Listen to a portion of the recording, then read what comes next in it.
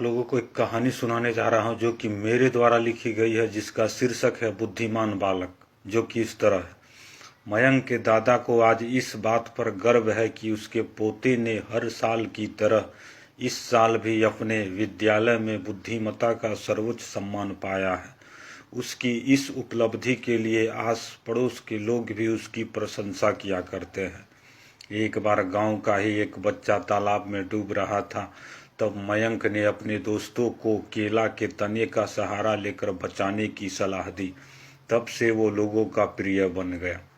कई लोग ऐसे भी थे जो कई मामलों में मयंक की सलाह लिया करते थे, लेकिन मयंक को अपने घर में सलाह देने पर बच्चा समझकर उसकी बातों को नज़रअंदाज कर दिया जाता था।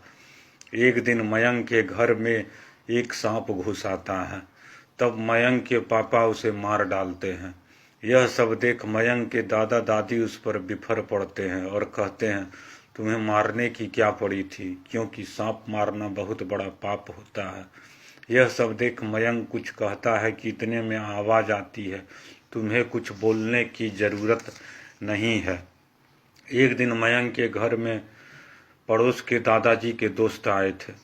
वो मकान के ग्रिल पास बैठ कुछ बातें कर रहे थे। मयंक वहीं पास इर्द गिर्द घूम रहा था कि इतने में ग्रिल पर से अचानक एक सांप का छोटा बच्चा जमीन पर गिर पड़ता है।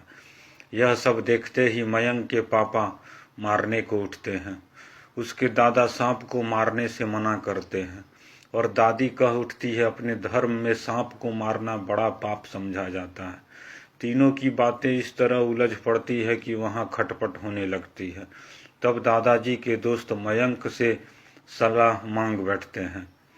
तब मयंक कहता है, अगर सांप घर में घुस आए और बाहर निकाला जा सकता हो तब उसे बिन मारे घर से बाहर निकाल देना चाहिए, और अगर सांप घर से बाहर किसी कारणवश न निकल सके तो उसे मार देना चाहिए। कि इतने में सांप का बच्चा एक छोटा सा बिल में ढुक जाता है। मयंक के दादा दादी पापा बातों में इस तरह उलझ जाते हैं कि सांप के बिल में जाने के बाद मयंक की बातों को बच्चे की बात समझ नज़रअंदाज कर देते हैं और सांप को बिल से निकालने, पाप पुण्य आदि बातों से सांप को बिन कुछ किए इसी तरह छोड़ डालते हैं। मयंक के दादाजी के दोस्त मयंक की सलाह मानने को कहते हैं, लेकिन सब बच्चे की बातों को नज़रअंदाज कर देते हैं।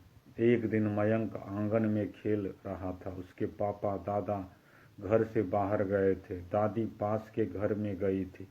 मयंक की माँ अपने घर के कामों में व्यस्त थी कि कुछ ही पलों में बिल में छिपा सर्प का बच्चा मयंक को काट लेता है। मयंक के छोटा होने के कारण सर्प के बच्चे का विष उसके शरीर में फैल जाता है और मयंक की मौत वहीं हो जाती है। कई घंटों बाद घर के लोगों को इस बात का पता चलता है। यह कहानी हमें यह शिक्षा देती है कि अपने से छोटों को भी सलाह सुननी चाहिए और तब उस पर सही गलत का निर्णय लेना चाहिए। यह कहानी मेरे द्वारा लिखी गई है।